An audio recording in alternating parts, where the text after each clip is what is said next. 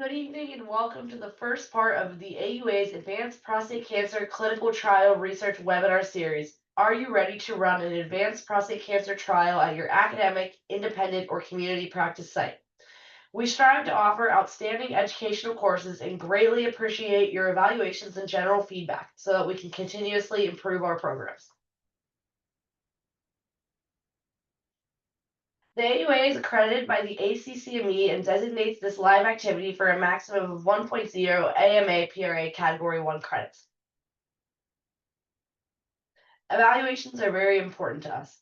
Course evaluations and CME credits will be administered electronically on the AUA University immediately following the course. As we at the AUA continue to develop virtual education that meets your needs, we especially welcome your feedback regarding both the content and format following this program. Please stay tuned for a keyword that we provided during the webinar. The keyword is used to verify your participation in the webinar. You will need to use this keyword to access the course evaluation, CME credit claim, and certificate. All persons in a position to control the content of a CME activity are required to disclose to the AUA as the ACCME accredited provider all the financial relationships with any ineligible company, formerly commercial interests, during the previous 24 months. An ineligible company is defined as one whose primary business is producing, marketing, selling, reselling, or distributing healthcare products used by or on patients. The AUA must determine if the individual's relationships are relevant to the educational content and mitigate any conflicts of interest prior to the commencement of the educational activity. The intent of this disclosure is not to prevent individuals with relevant financial relationships from participating, but rather to provide learners with information so they can make their own judgments. You are prohibited from using or uploading content you access through this activity into external applications, bots, software, or websites, including those using artificial intelligence technologies and infrastructure, including deep learning, machine learning, and large language models and generative AI. This educational activity is conducted in support of the objectives of the AUA Clinical Trials Collective, and the AUA would like to thank Chesapeake Urology Associates for the support provided to the Urology Care Foundation Endowment Fund to support this educational activity. We hope that you will actively participate as you connect and learn from each other during the course. Due to the size of the audience, all participants will be in listening only mode without video, but we encourage you to ask questions. Feel free to ask questions of the experts during this time using the Zoom chat box at the bottom of your screen. Get social with the AUA. Share your highlights from the AUA virtual experience with the global urology community online. Tag us at American Urological and use the hashtag AUA University. Finally, I'd like to introduce and extend a special thank you to our course director, Dr. Todd Morgan. Todd Morgan is the Jack Lapides, MD, research professor of urology and section head of urologic oncology at the University of Michigan in Ann Arbor, Michigan. Dr. Morgan is a translational surgeon scientist, and his research spans the spectrum from preclinical lab-based research to prospective clinical trials. The primary focus of his laboratory is on identifying key pathways that predict response and resistance to treatment in malignancies. This work includes in prostate cancer to develop liquid biopsy approaches that can guide precision-based therapeutic strategies in real time, as well as ongoing research in renal cell carcinoma to identify genomic signatures for risk stratification. I will now turn the course over to Dr. Morgan. Thanks, Angie. This is really exciting for us to get to share a lot of the work that we've been doing with the clinical trials committee with the AUA. Really trying to address what I think a lot of trainees, junior faculty, and even mid-career senior urologists, I said faculty, but really this is not just for academic urologists, but for urologists in all practice settings. And that need is a desire for more training in how to run clinical trials. And I can tell you that when we are interviewing residents and fellows for applicants, that's one of the biggest needs we're hearing is more training in clinical trials, and so that's what we're doing here. It's a series of 3 webinars, and it's kind of a ready, set, go model. This is the ready webinar, and the next one will be on okay, you've gotten through the initial phases, and you're ready to set up the trial, and then the last webinar will be like, okay, now let's do this. I'm gonna take over the screen sharing.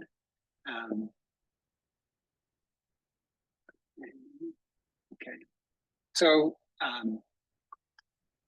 the goal of this particular webinar is to help you, the listener or watcher, understand how to assess your site's readiness and your current practices readiness or your future practice when thinking about trainees' readiness to run a clinical trial.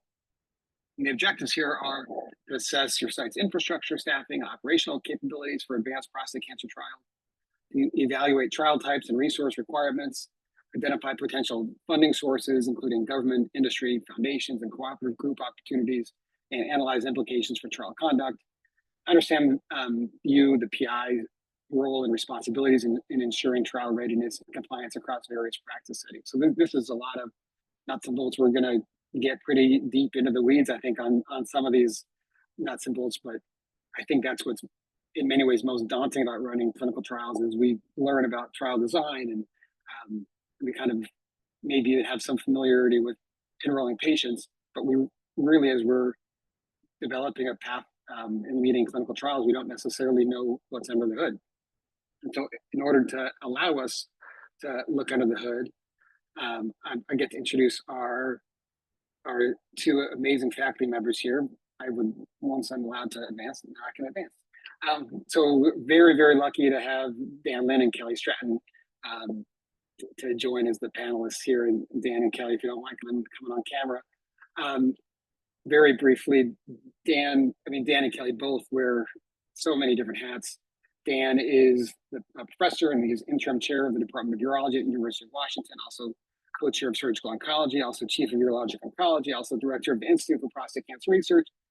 He's also really a national leader in clinical trials as co-director of genitourinary task of steering committee. And many may say, well, what's GU steering committee? And we're going to answer that question, but it's a really important leadership role nationally in driving clinical trials. And Kelly here is associate professor of urology at University of Oklahoma. He's also an adjunct professor of medicine. He's the Stevenson Cancer Center chair in urologic oncology. Kelly, amongst also many, many hats, is incredibly active in SWOG.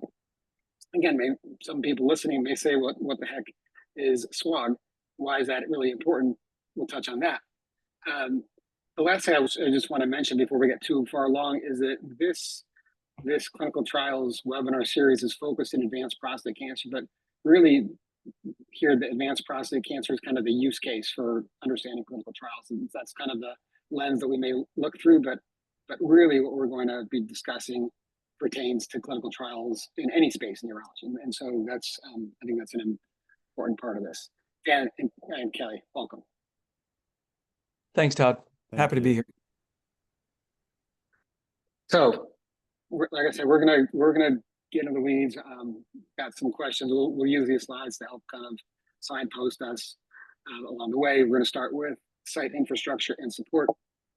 We all know that it takes a team, lots of support to run a clinical trial.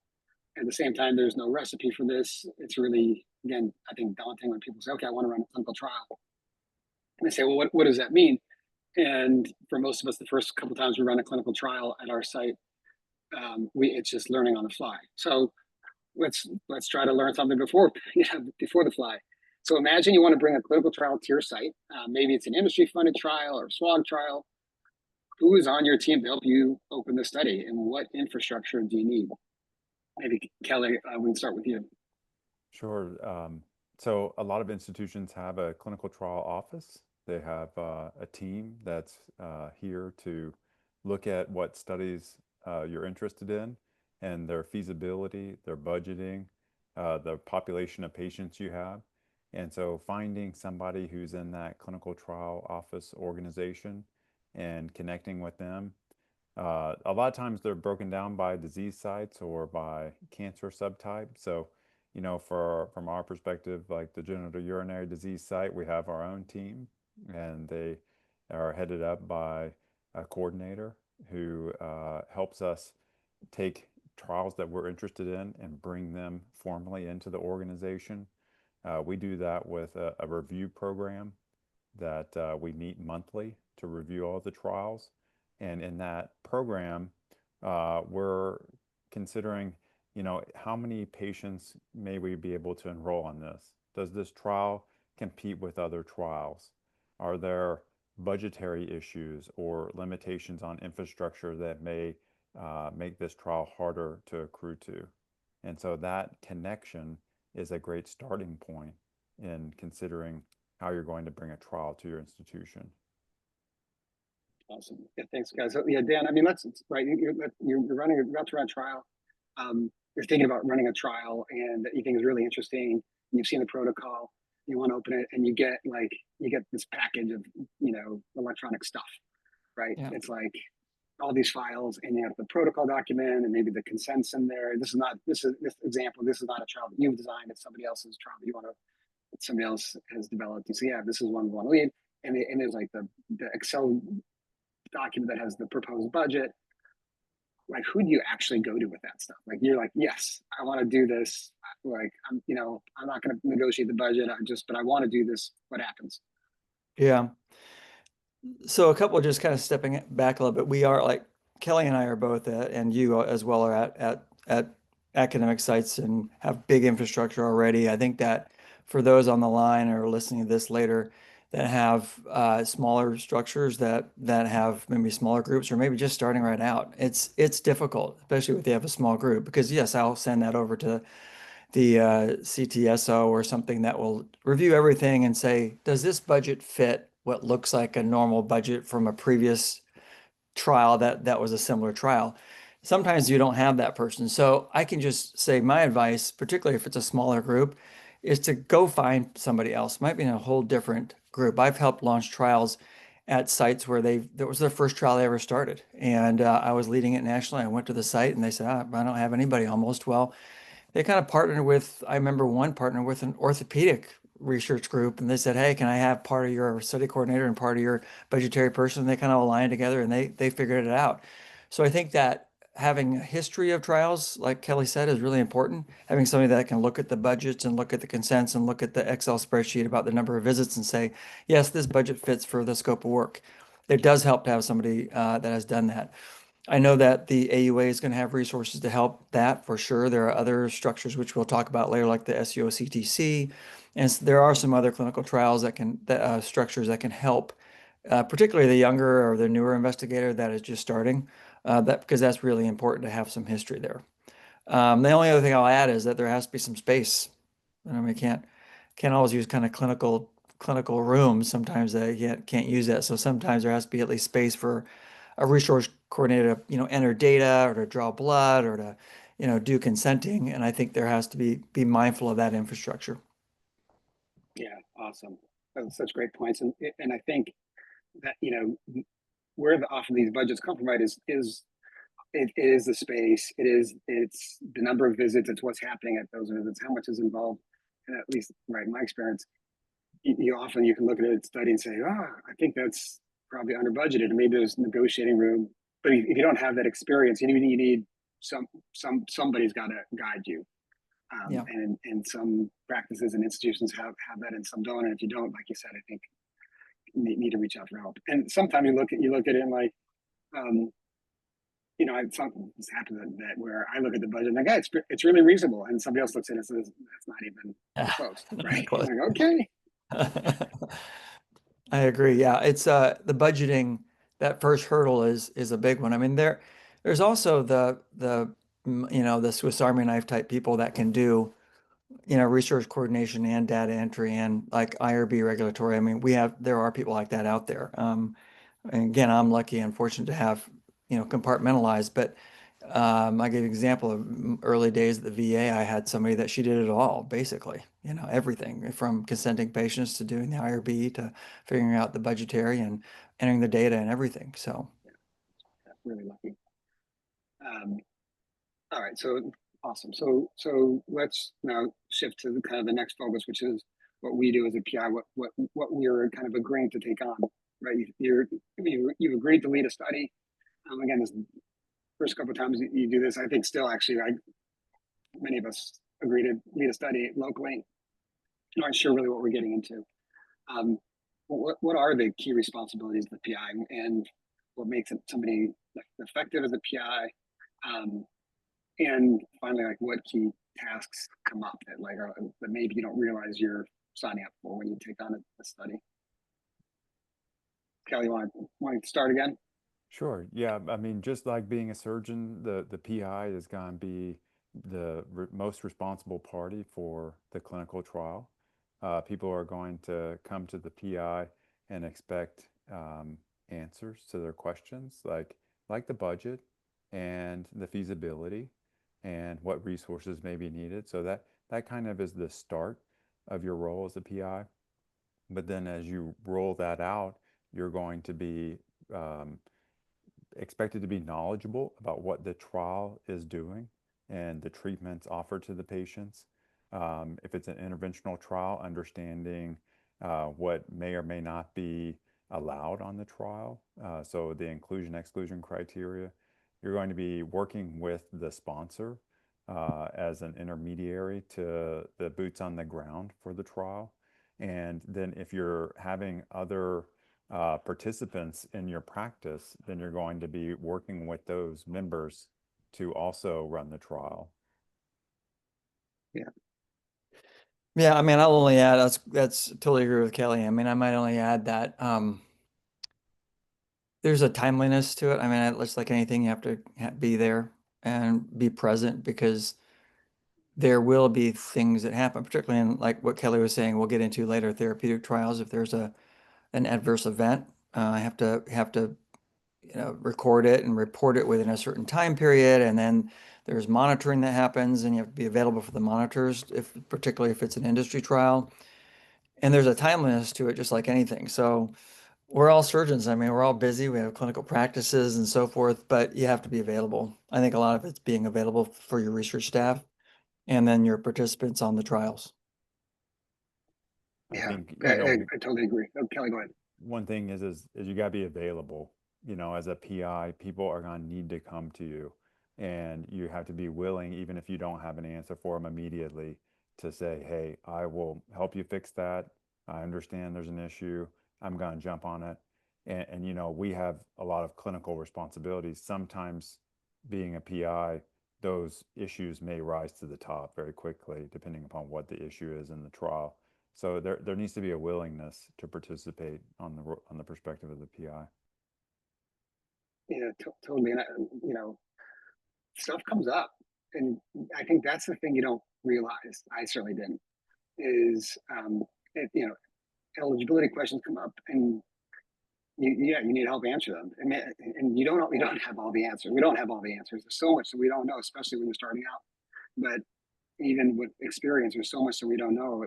I mean, I'll give an example. We're running a neoadjuvant trial called GUNS for patients prior to prostatectomy with very, very high risk prostate cancer. And an issue that has come up is sometimes we're finding that some patients are not taking one of the study drugs accidentally. They're just right. And so it's like, we didn't expect that. It's maybe it's understandable because it's a neoadjuvant trial. We maybe won't see that in the metastatic setting, but in this setting where maybe there's less clarity around whether the study drug that particular one is going to be beneficial. It seems that compliance just inadvertently for some patients has been not as good. And so then then the team comes to me and says, okay, what's the solution? And I don't know what's the solution. And so then then sometimes it's just leadership, getting the right people in the room to help solve the problem. So we don't have to have all the answers, but we do have to captain the ship, same as in the OR. You're right, we don't have all the answers, but we can get the team together to help. Yeah, I really like Kelly's analogy to like how you are in the OR. Like most of us urologists as surgical surgeons, and so yeah, we have to command the OR just like we command our trials. Yeah. So let's transition out of the different types of studies that we might be involved in. And this is, we'll take a good amount of time with this topic because there are so many different types of studies, ranging from interventional to non-interventional trials. Within interventional trials, we can have therapeutic, non-therapeutic studies, and when we're especially starting out, whether we're in an academic setting, whether we're in community practice, we may have the opportunity to start with a smaller study, which is a lot easier, but we may have the opportunity to start with a bigger trial that we think is really compelling, and it's a leadership opportunity, and and maybe we're just like the right person to lead that particular big trial, even though we don't have experience. It's the thing. It's our clinical specialty. It's where our heart is, maybe. And so, I think an understanding of the different types of trials and the different types of studies that we can be involved in is really important. And so, just to start with, thinking interventional versus observational study.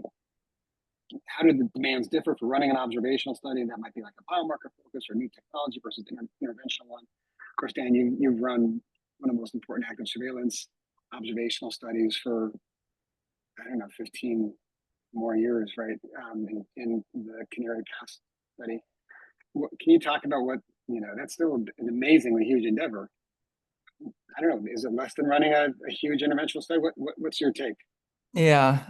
So observational versus interventional. My take is it's not necessarily on a time level more or less, but I think on an acuity level it is. If you think some of the observational studies, and I would recommend the newer investigators to think about some of these observational ones, and that might be a biomarker study, so such that a company comes and says they want to get some specimens from a group of patients. Of course, they will pay you for enrolling them and putting their data in. It's a specimen, it's within standard of care. So a fair number of observational studies are within standard of care. It's all billed through insurance or other payers. And so there's not that added layer. And so I think that observational studies kind of by definition have a little less acuity insofar as the risks for the patient. There's not going to be a adverse event necessarily. There can be though. I mean, as you mentioned, the study that I lead, Canary Pass, there are patients are getting biopsies, so there are sepsis events and so forth. But it's a lot different from somebody like your study that you mentioned before, the gun study, getting chemotherapy or immunotherapy, and they're going to have something pretty serious. And so I think the acuity is less in an observational study, and it's a great place to enter the realm of clinical trials for newer investigators. But the regulatory is the same. I mean, there's still IRB and there's still consenting and there's still things. So I agree that there's some parallels, but my first thing is that the reporting and some of the data safety or the safety of the study is just a little different. I don't know. What do you think, Kelly? Yeah, I mean, the nice thing is that the general workload, I think, is a little bit lower in the observational studies, and you kind of get a feel for who's helping you and working. And oftentimes the consenting process and the eligibility is a little bit more straightforward. And those are all kind of things to think through, because if there's a very complicated trial and you don't have a lot of time clinically to screen patients or consider their eligibility, it may be that you just don't have time to really devote yourself to that trial. So I think the observational and the non-interventional studies are a great way to start. But kind of as Todd mentioned, sometimes that's not the trial you're given. You're given the big old phase 3 trial, and people want you to do it. You can have a request from your institution that you be the person to head this up. And I think that it's a great opportunity. By their nature, trials have guardrails. Oftentimes the protocol will tell you what to do. That's one thing I've noticed is many times when I have a question or a concern, the protocol already knew that I would have that question, and they've kind of outlined what the next step is. So as much as we kind of caution and raise concern about the potential pitfalls of research, sometimes it's a great way to start something that you've never done before, because it's outlined exactly what you need to do as you move forward. Yeah, great. Really, really great point. And so, you're starting to touch on it's like the big behemoth, which is these right? The big phase 3 cooperative group study. Can you talk, Kelly, a little bit more about what running, at least locally, one Sure. of one of those multi-site trials versus just this small, maybe like this a small single site Sure. investigator initiated trial. Yeah, I mean, from the perspective of phase 3 study, just to kind of introduce what that means, a phase 3 study generally we're challenging the standard of care. So there's usually two arms to the study. One of them is something that we're pretty familiar with, and one thing is going to introduce something that's new. And so when you consider running those studies, I think the thing that really helps introduce that to the team is just to be a study that's doing something you do frequently. You know, like if you do prostate cancer day in and day out, then running a phase 3 study is probably not going to be a big change in what you do on your day to day. Whereas if you spend a lot of time treating benign prostate conditions or bladder cancer, and then they bring you a phase 3 prostate study, it may be harder to kind of shift gears or take that on. So the first thing is just have comfort clinically in the standard of care, and then look at the protocol and understand what are we testing here? What are we introducing as the new way of taking care of patients? If you feel that that's a good thing for your patients, because again, you have that responsibility to your patients, the equipoise to say that this is something I think could be beneficial, then you kind of get the enthusiasm to bring that and open it up.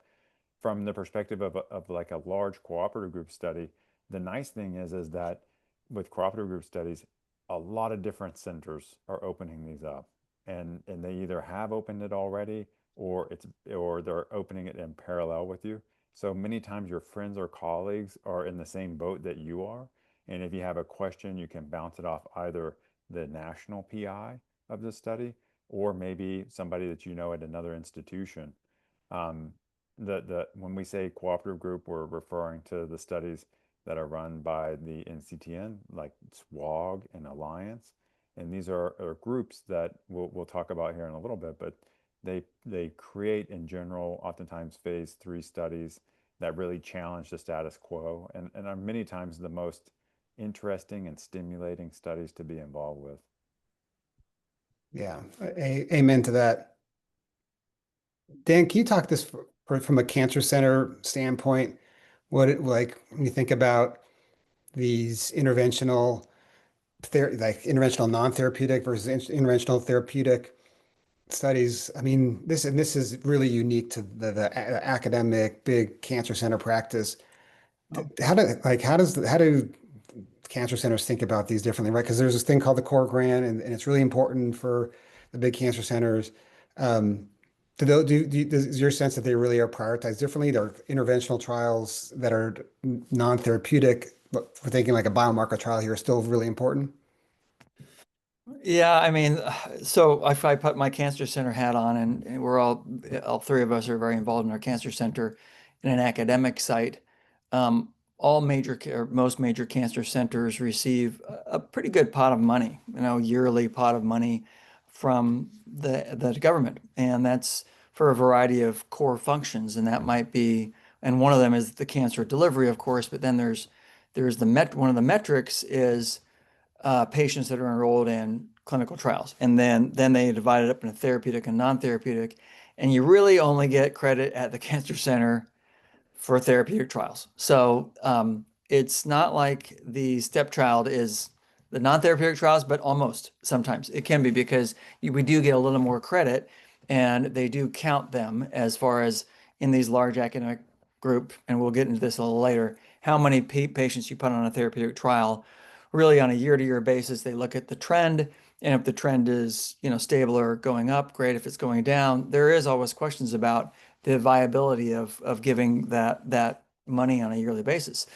So therapeutic trials count bigger, but they're harder. But I agree with Kelly. I mean, Kelly had great points. I think that a lot of the therapeutic trials, you're kind of constrained. There's a calendar. You're not going to stray, and if you do, you get a ding. I mean, something's going to go off in your email saying you had a protocol violation here. And I think that You learn pretty quickly that there's a calendar of events and you have to stick to it.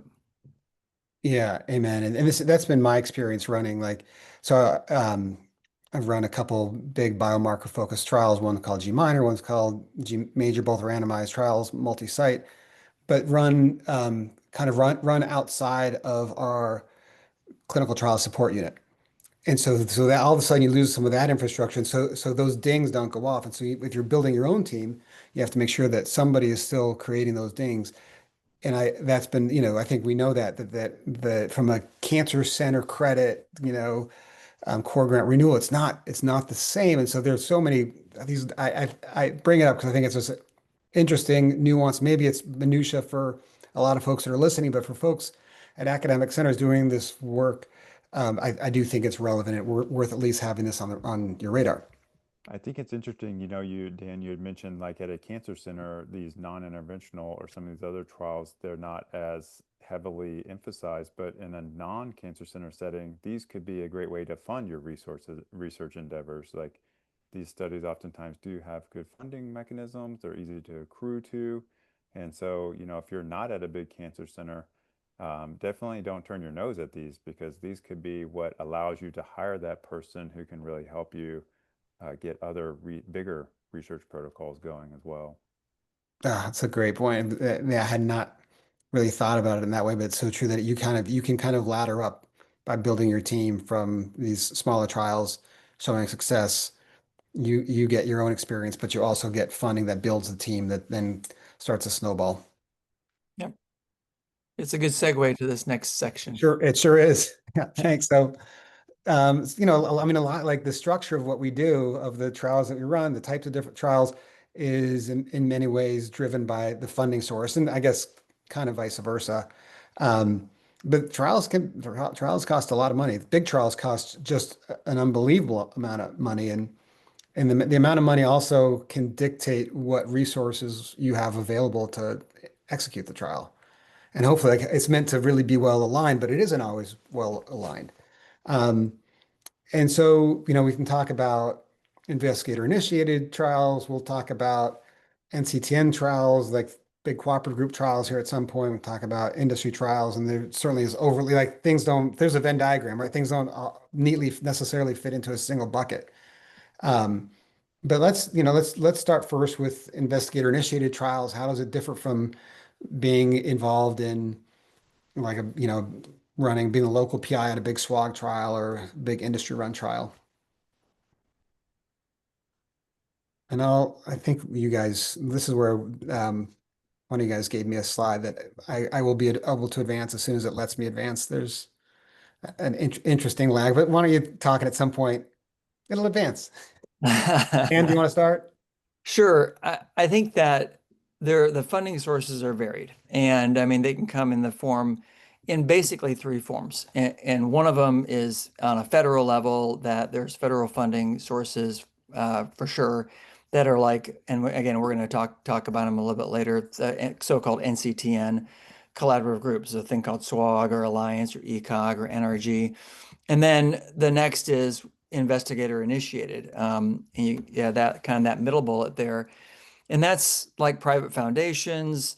It can be industry supported, can be philanthropy. It can be some federal funding, like through grants and so forth. But those are, and we'll get into this. We'll give you a couple examples here on the next couple slides. And then the last is kind of purely just industry sponsored, usually phase 3, kind of like think about in those 3 buckets. And again, there are various pros and cons to all of them. I always say, and probably many of you know, if you have your retirement account or something, you want a balanced portfolio, right? I always say that at some point in time, you kind of want this balanced portfolio of trials. If you're a new investigator, start with low-hanging fruit, maybe a smaller biomarker study, maybe industry funded, because there's a little bit more funding in that rather than these NCTN. But as one gets a better platform, hopefully being balanced between trials that are industry funded that bring in a fair amount of funding for your coordinators, for your infrastructure, as well as maybe more personal trials that you're interested in that don't bring in as much, and definitely the NCTN cooperative groups, which we're going to talk about a little bit later, have the lowest amount on a per patient level, but they perhaps might be, as Kelly said, the most important practice-changing trials that we do. Yeah, I would just say, like, as far as how you look at these investigator initiated versus the cooperative versus industry sponsored, you know, the avenue into the cooperative groups is pretty straightforward because, again, they're government funded, and the cooperative groups kind of help facilitate those. The investigator initiated industry sponsored, oftentimes the avenue into those studies is through an MSL, which is a medical science liaison. So, when we're in clinic and we're working, sometimes these people will email us or call us to chat, and it may be a little bit confusing at first what their objective is, but if you're interested in research and you start to talk to these members, oftentimes pharmaceutical companies, they're a great resource for what's available in industry-sponsored studies, but also in what may be available from investigator-initiated trials. So that connection to an MSL, it may be that you meet them at a meeting. Oftentimes they're around the booths at the AUA or the SUO meeting. And you can kind of connect with them and see what's available. And they can help you from the perspective of funding by providing trial options. That's a great point. I mean, I think that being involved with our industry partners, because they really know what's in the pipeline as well. I mean, they might be involved in trials early on the development. And again, through the AUA, I think that we'll be having some of those collaborative efforts with our industry partners. I know that the Society of Urologic Oncology, the SUO-CTC, they have begun work very early on in protocol development with our industry partners. Very important work to frame the protocols before they're even brought out to the public. So it's a great point, being really interactive with the MSLs and those key people. It took me several years to figure out, to be told that there's a difference between the MSLs and the folks on the sales side. And not that not there's anything wrong with the sales side. It just, but it is important to know who it is that you're talking with. And in the MSL, like when we think about trials, MSLs are incredibly helpful connections for us. Designing a trial, learning about what trials are coming down the road, learning about what trials have been completed that maybe you didn't know about.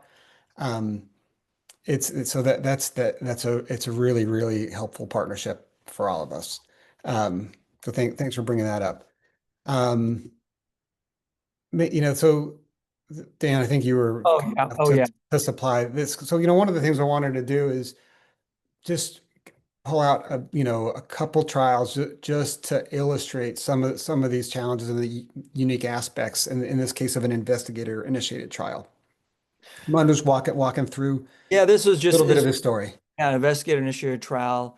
Mike Schweizer was an investigator who was at Hopkins and then came our way and was interested in the mechanism of trying to insert something, in this case apalutamide, some sort of an intervention into patients with lower risk prostate cancer to see where they could really change the behavior, change the outcome. Pitched this to the company, apalutamide maker, and at that point in time, kind of came to a negotiation saying, this is how many patients we want to do, supply the drug, of course, supply some funds to hire the research coordinator, data, and then we really did this as a 2-site trial to give patients with lower risk prostate cancer apalutamide and then do biopsies. Again, investigator-initiated, small trial, less than 50 patients, and we did it and we published it in Journal of Urology. And I think this is a really good example of a small, well-contained trial that we could do in a matter of, it was a year or so, it wasn't that long. And then the next slide, I think, is going to show sort of the exact opposite, which is a huge phase 3, very large, it's over 1,000 patients. So, every site got on, their requisite 10 or 20 or more patients. Global study led by Adam Keibel and Marilyn Taplin, and many of you there listening, and many of us online here are certainly taking part of this. But this was a global, very large, multi-site, multi-center phase 3 study, as Kelly said, to try to change the practice, change the standard of care. And this is the Proteus trial I'm sure will be folks listening in podcast format rather than following along with the slides. But right, so we've got the last slide was Mike's smaller trial. This is a huge Proteus trial that we'll kind of hope will report out sometime in the tangible future because we're all curious. It's really important. But going back to Mike's phase 2 trial, I mean, did all the funding for this one come from industry? In Was large there part, and there was some local discretionary funding, philanthropy.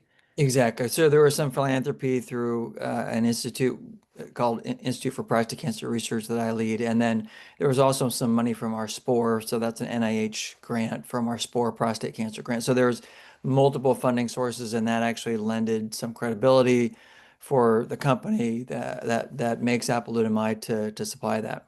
Yeah, so it really illustrates that Venn diagram, but Yeah. it's not clearly an industry funded study. It's not clearly NCI funded study, but it pulled, and it's not just, clearly from philanthropy. It's pulling from all these different resources just to get a small 50 patient trial like this done, which is still, I'm sure the budget was a big number. Yeah, it was. I mean, just in terms of timeline, do you have any recollection of the time from like when you guys put pen to paper on the design of this study, first thinking about it to this publication? Yeah, I don't know the exact timeline, although it was fairly nimble. It was because we were small and a couple sites, we proposed it, and within 3 to 6 months we were in the budgeting. Within 3 to 6 months it was through IRB, and then I mean it kind of sounds long because that you can already say that's about a year, but that's really in the clinical trials world pretty quick if you compare it to what we'll talk about later, which is NCTN. That's multiple years. But this was within a year type thing from concept to first in study type thing, and then it's another year to get all the patients, and then half a year or so to accrue the endpoints. But I think that's kind of the timeline that I remember it. I'm calling BS on 3 to 6 months for IRB for this, though. Come on, you can get this through that. That's pretty good. Yeah, it was something like that. Yeah, That's really, yeah. that's really we need to. I'm gonna go back to the videotape on that. Let's get Okay. the data. No, that's real. I mean, right, that step can take a long time. Yeah. I mean, on these are not low risk studies, right? I mean, this is a real trial, real, um, real drug being used in a new setting. So Yeah. that's really impressive. But I mean, this is phenomenal work, and congrats to Mike and the whole team at UW Fred Hutch. So yeah, this is a good chance for us to transition to talking about NCTN trials and people. I mean, if people read The Emperor of All Maladies, they start to hear about or read about cooperative groups and how those started and the history that there of really trying to create the infrastructure to run these important phase 3 trials. Oftentimes the types, and hopefully most of the time, the types of trials that change practice, and also that maybe industry is not going to run because, maybe it's moving away from a drug or limiting the use of a drug that maybe a company won't see as much return on their investment. And it's really our job to figure out ways to run this. And the NIH, thankfully through NCTN, provides this avenue. And so Kelly, you're really involved in SWOG, Southwest Oncology Group, which is one of these big cooperative groups. Um, can you, just give us a little bit of the background here on the NCTN and SWOG? Sure. I think the next slide kind of has the outline of all the different cooperative groups. So the NCTN, the National Clinical Trials Network, is an NCI-sponsored overarching umbrella of multiple other groups that work to create clinical trials, and they have a long history, and some of them have a certain emphasis, like NRG oftentimes has a radiation element to it, but SWOG is the group that I participate in most frequently, the key point is that these organizations have meetings and they have a structure to try to promote research. And as somebody who's walking into uh, building a research program, oftentimes they have a tremendous amount of help they can offer a new investigator. One of the easiest ways to get plugged in with a cooperative group is just to attend the meeting. Just show up. And that way people know that you're interested and you can pick up on all of the latest advances and thoughts and protocols. And then you can take that back to your institution or your facility and consider what you want to run. I think an important element of this diagram that may not be proportional to the size is at the bottom is the in-corp site participation. And InCorp is the community branch of the NCTN that operates outside of the big cancer centers. And so even if you're not at a big cancer center, just understand that these cooperative groups have a mechanism to help you get the trials open even in the community. Yeah, that's a great point, Kelly. I mean, the NCORE actually in some trials is the engine. I mean, they actually accrue more patients than the academic sites because there's really only 32 lead academic sites. And think about all the community sites out there doing cancer research and cancer oncology clinical trials. So the NCORE is major big deal. And all these trials are sort of bound by a structure that Todd mentioned earlier, which is called the GU Steering Committee. I'm the co-chair of that. And Todd is actually the co-chair of the prostate subsection of that. And so all the trials that are in this whole mechanism go through those committees to get approved and then get nationally approved and then funded. Really important sort of logistics to get everybody through. But unlike the investigator-initiated trials, it's a long process. It's a long process, yeah.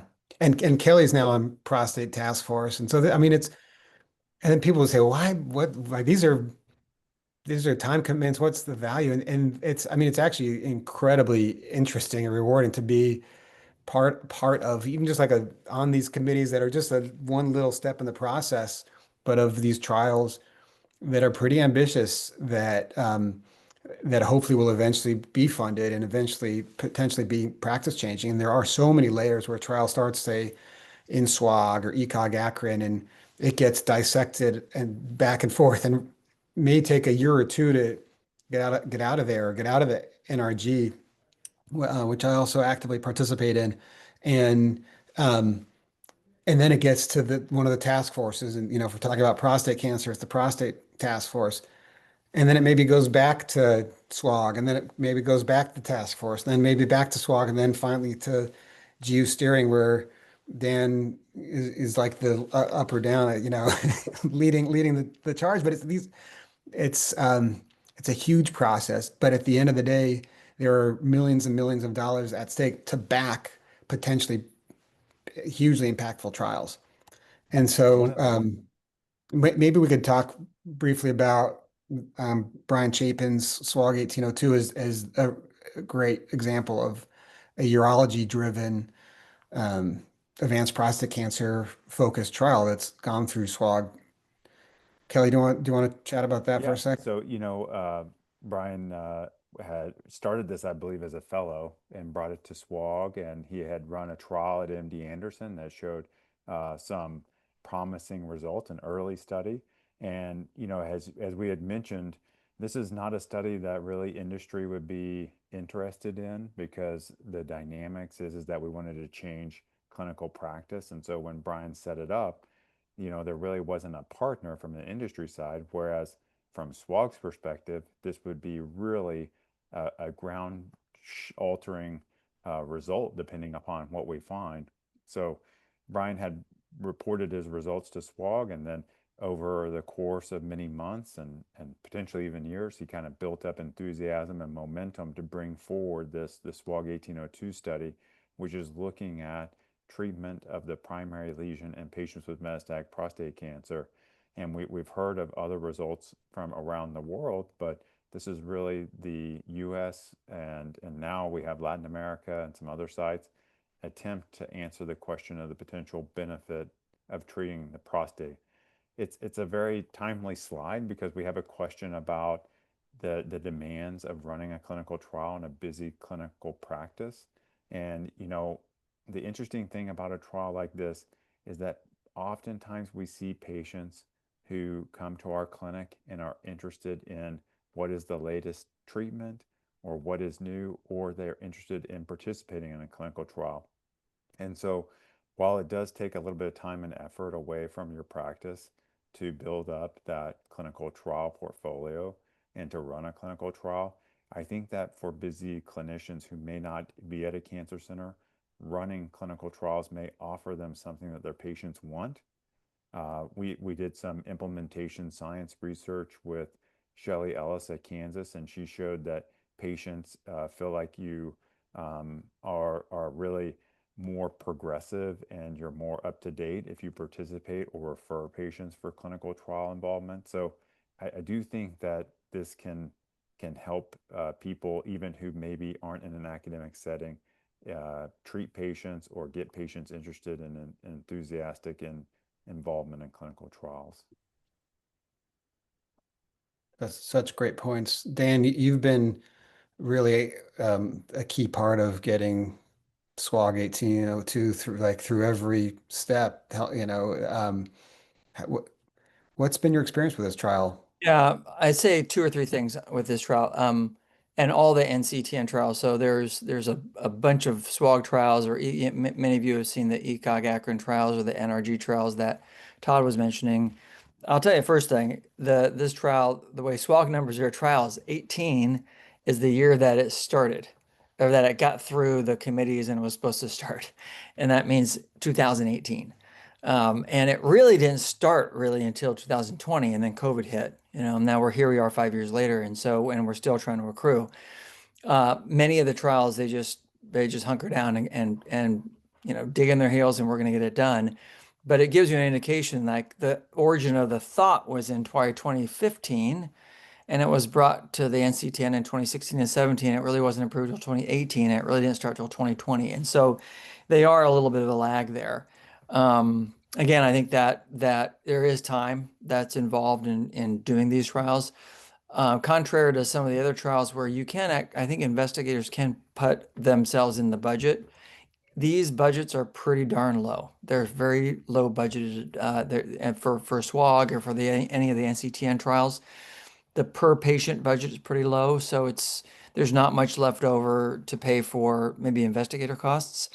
But in many investigator-initiated trials or foundation trials or philanthropy trials, I've seen investigators, and I've done it myself, to put part of my salary, part of my time into the budget such that it allows me time, particularly if there's an academic institution, to allow some protected time to do the trials. It's a very important part of the mission, because we said very early on, one of the biggest jobs of the PI is just to be there, just for time.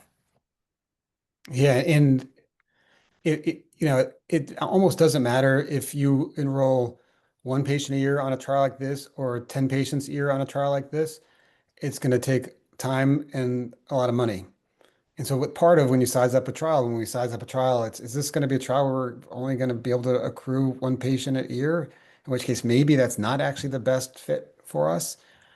Again, it's just purely having the trial open and committing to lead that locally. It's going to take time and it's going to cost a lot of money. And so, thinking about, okay, is this a trial where we're going to be able to enroll successfully? And what successful is going to be highly dependent on the trial. There's some trials where 2 or 3 patients total for the entire trial may be really successful, and other trials where that's not nearly enough. Dan, do you have insight, or maybe Kelly, into sites that have done really well on this trial? And I don't know the numbers and maybe what they're doing to be really successful. Well, I know Kelly's pretty successful. He's in the top. No, I know University of Yeah, I didn't Washington, know that. Louisiana, the NCORE site in Louisiana, very, very, very successful. And I what mean, is it? Is it PI leadership, the team? What do you guys think? for the majority of these studies, it's team effort. you know, it's investment from multiple different aspects of your facility or your practice. So we have a radiation oncologist who's interested in participating in this trial. We have a medical oncologist who's interested, and we have patients who are interested. I think that's a critical element, is to kind of mesh all those interests in what the trial provides patients. And I think that's what we've seen in the successful sites, MD Anderson, Louisiana site. So, you know, if you find a study that patients just naturally kind of in their brain, it works for them, oftentimes you can accrue patients easily.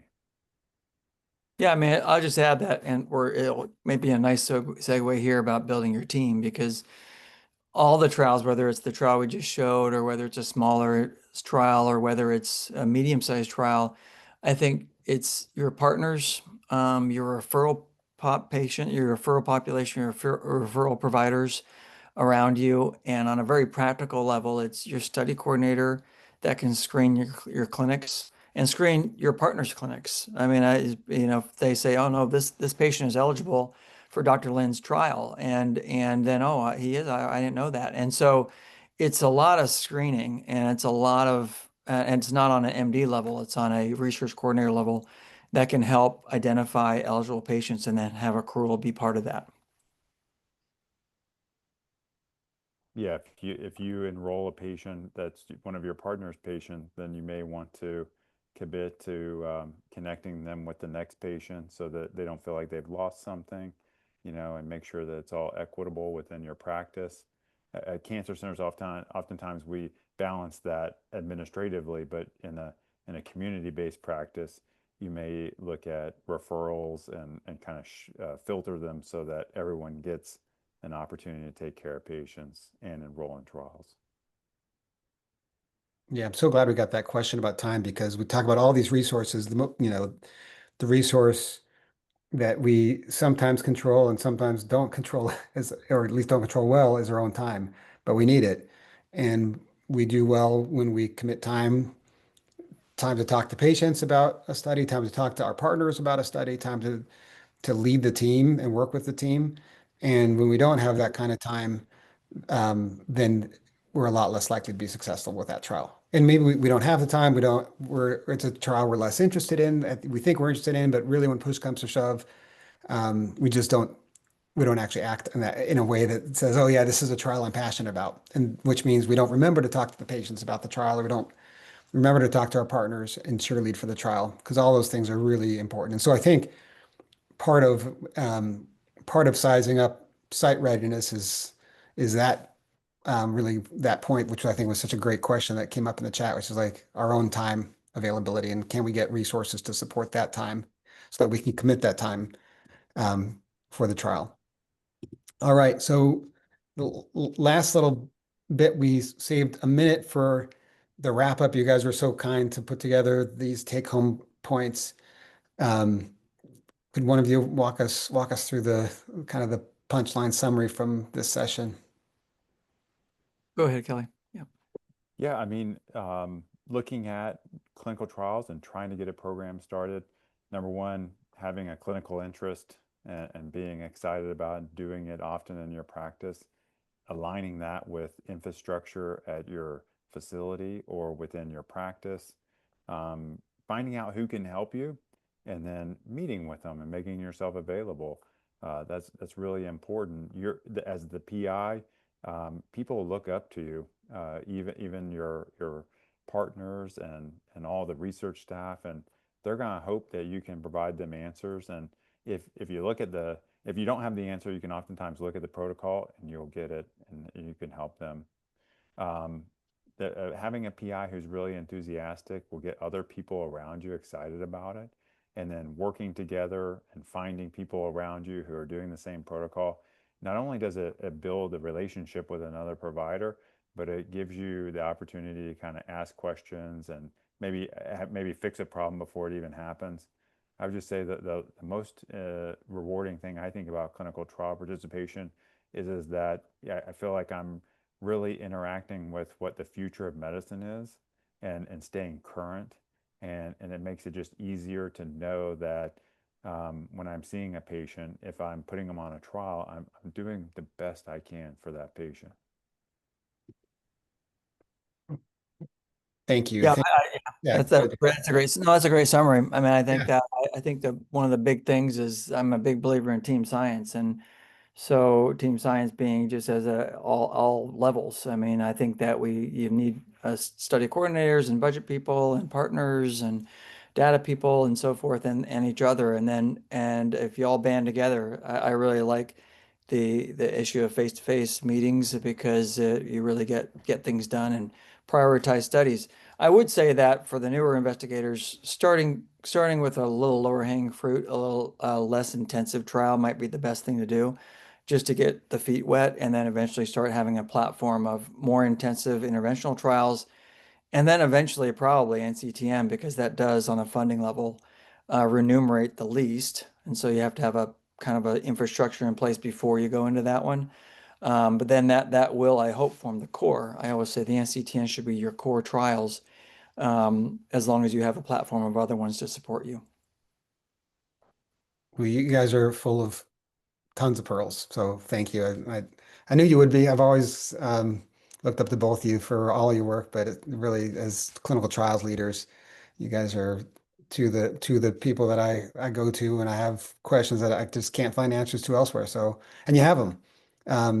So thank you. Thank you for doing this webinar. Thank you for both your leadership and expertise and all the knowledge that you both dropped today. So really appreciate it.